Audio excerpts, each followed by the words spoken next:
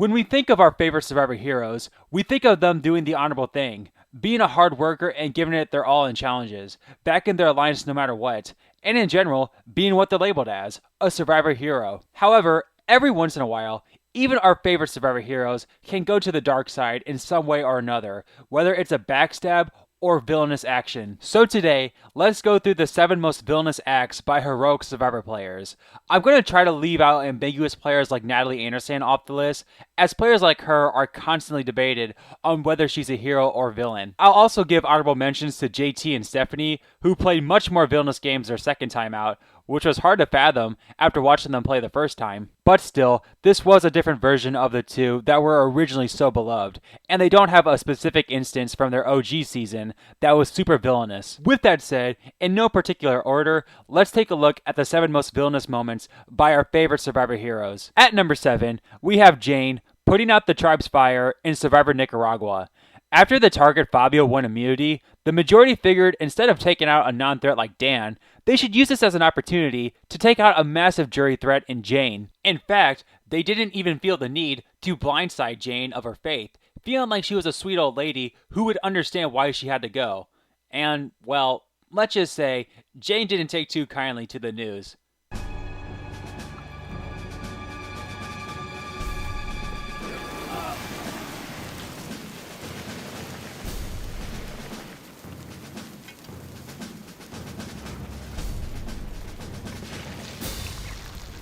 By God, I started it, I put it out.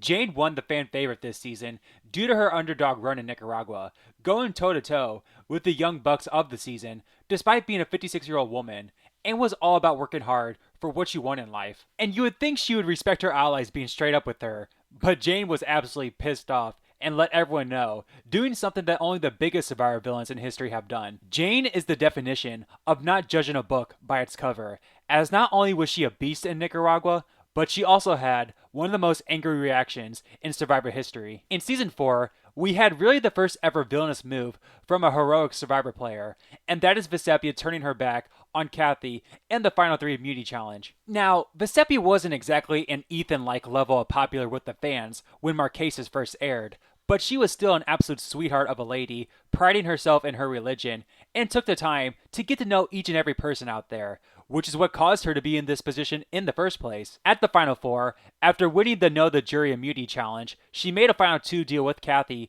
and saved her, and after Kathy survived the rock draw, the two looked to be in a good spot, as all they had to do was beat Nalia in the Final Immunity Challenge. However, 30 seconds after Kathy dropped, Vecepia made the Final 2 deal with Nalia right in front of Kathy, which Nalia had no problem accepting, considering she knew she had no chance at beating Kathy. And that's why this is such a smart move from Vecepia, as she also knew her only chance was against Nalia. And I guarantee you, even if she knew she could have outlasted Nalia in the Final Immunity Challenge, she still would have made this deal, so she wouldn't be the one to have to write down Kathy's name after making a deal with her in front of the jury a day prior. V was also the first player in Survivor history to turn on her former tribe mates that were in the minority in order to last as long as she could, getting rid of the go down fighting with your tribe mindset. Again, all of this makes Vecepia such an underrated winner and player, but you can't deny how unexpected this ruthless gameplay was from this sweet lady. In Season 30, Worlds Apart, Mike won over the hearts of many Survivor fans when he won his season by winning 5 clutch immunity challenges, played an idol correctly, and stood up for Shireen when she was getting attacked by the majority. However, the reason why Mike was so outed from the majority and needed to win out at the very end was due to a horrific thing he did at the Final 9. At the auction, Mike and Dan were holding on to their money, knowing an advantage was coming. However, when the family letters came into play, everyone agreed to spend the same amount of money in order for everyone to receive their letters. However, let's just say Mike was willing to do anything possible for his advantage. And on day 2 was my wedding anniversary. I can't explain it. But you just bought it for 20 bucks. Thank you. All right, nice. Mike, did you get... He didn't do it. Wow. This completely pissed off everyone in the game, and even made Carolyn give back her letters in disgust. And only after that did Mike give in and also pay for his letters. And to add the cherry on top, despite pissing everyone off and showing what a backstabber he could be, Mike didn't even get the advantage. It was Dan. Again, this move was received so poorly by everyone that Mike went from the majority alliance to being relegated to the bottom with Jen and Shireen. In fact, this move was looked so down upon that Dan freaking Foley thought he would be perceived as the hero of the season, as he was the one to stand up against the villain in Mike. While Mike was obviously one of the least problematic people this season, nobody can deny what a villainous thing he did at the auction, promising everyone their loved one letters, only to literally turn his back on them at the last second, which relegated him to the bottom, and most importantly, caused Survivor to abandon the auction forever. In Caramoan, we saw a super unforgettable moment between Brenda and Dawn, of all people. The only reason why Dawn was brought back in the first place was due to her being this sweet mother figure in South Pacific, with pretty much all players and fans respecting her work ethic and positive attitude. And she played mostly the same way in Caramoan. However, at the final 6, Dawn shocked everyone with her betrayal of Brenda. After Dawn lost her teeth in the ocean, she started to have a panic attack, and Brenda went out of her way to find Dawn's teeth, not only because it was the right thing to do, but because the two had a genuine friendship, and this was something any dear friend would do for another friend in need. However, that very same episode, Dawn and her alliance brutally blindsided Brenda in a 3-2-1 vote. And what makes it so brutal was that this simply was making a move for the sake of making a big move. Dawn, Sherry, and Cochran would have had the numbers no matter what had they gone along with Brenda and voted out Eddie. So after Brenda saved her friend from having panic attacks and living without her teeth the rest of the game, Dawn immediately voted Brenda out, and sweet Dawn of all people pulled off one of the most ruthless betrayals in Survivor history. When the two spoke to each other again at the final tribal council, Brenda also pulled off a beyond villainous move. Now, Brenda wasn't exactly a Dawn level of loved when she played in Nicaragua, but still, this was very unexpected. Wanting Dawn to feel what she felt after being betrayed, she made Dawn pull out her teeth in front of everyone. And yet, despite humiliating Dawn in front of the jury and millions of people, Brenda still didn't even give Dawn a jury vote. Again, this sequence of events was hard to watch all the way around. From sweet Dawn blindsiding her friend who saved her teeth, to Brenda forcing Dawn to pull out her teeth. And it's certainly surprising that these two personalities would be involved in one of the most hard to watch moments in Survivor history. In Survivor Palau, Survivor produced arguably its most heroic winner ever in Tom Westman. However, there's no question how ruthless Tom was to his longtime ally Ian down the stretch. After word got out to Tom that Ian was trying to blindside him, you know, like any logical person would, Tom and Katie turned the tables on Ian and made him feel like a liar and a backstabber instead of respecting him for trying to make a big and smart move. Then, at the final immunity challenge, Tom put his friendship with Ian on the line, threatening him that if their friendship actually meant something, he would drop and give Tom the win. And eventually, after 11 hours, Ian did drop, saying he was dropping in order to keep their friendship alive.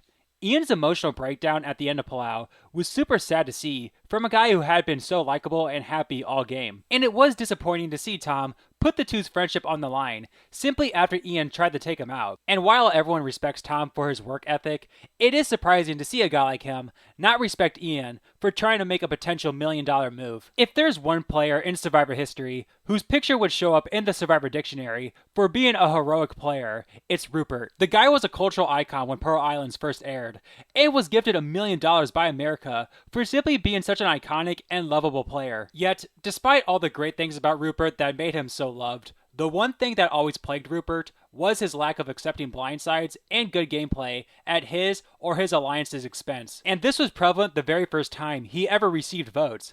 After being such a provider for the tribe, Fairplay already saw Rupert as a threat, which was absolutely the right read. But unfortunately, he didn't get any other votes to blindside Rupert.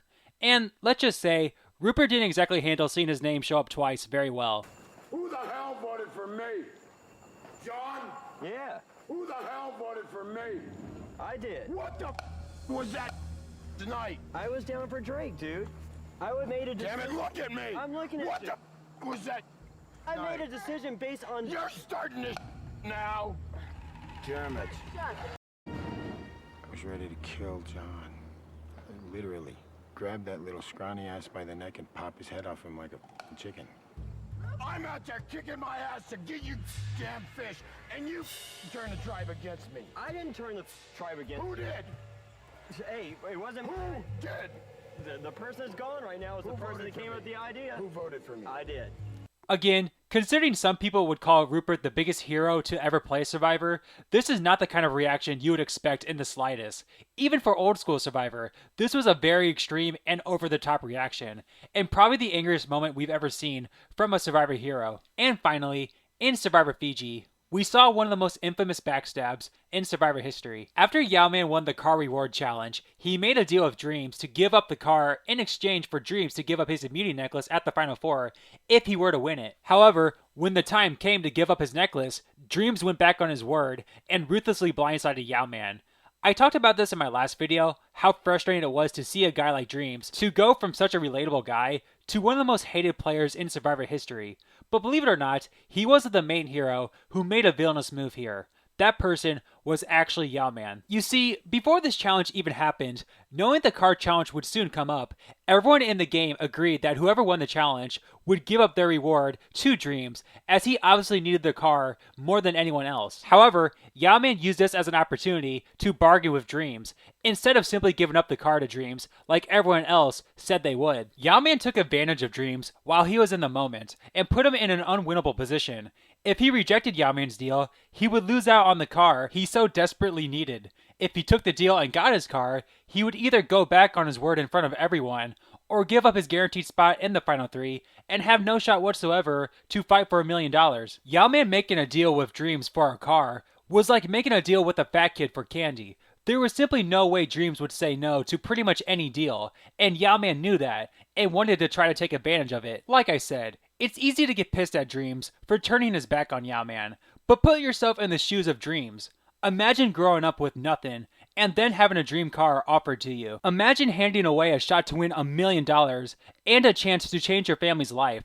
Of course you're not going to think straight in the moment. Yao-Man took advantage of Dreams and put him in a lose-lose position, something that everyone else in the game agreed they shouldn't do to poor Dreams. This move was so villainous that Yao-Man himself thought that he would be portrayed as the villain of the season. However, there was no way the producers could make Yao-Man a villain in any way. The guy was an underdog from the start, was a low-key challenge beast, idled out the first player ever in Stacy, was super strategic, and most importantly, was an all-around lovable guy. But even he can't deny the villainous move he pulled on Dreams, which is in my opinion, the most villainous move by a Survivor hero. Thank you guys so much for watching, and let me know in the comments if I missed any other villainous moves from heroic Survivor players.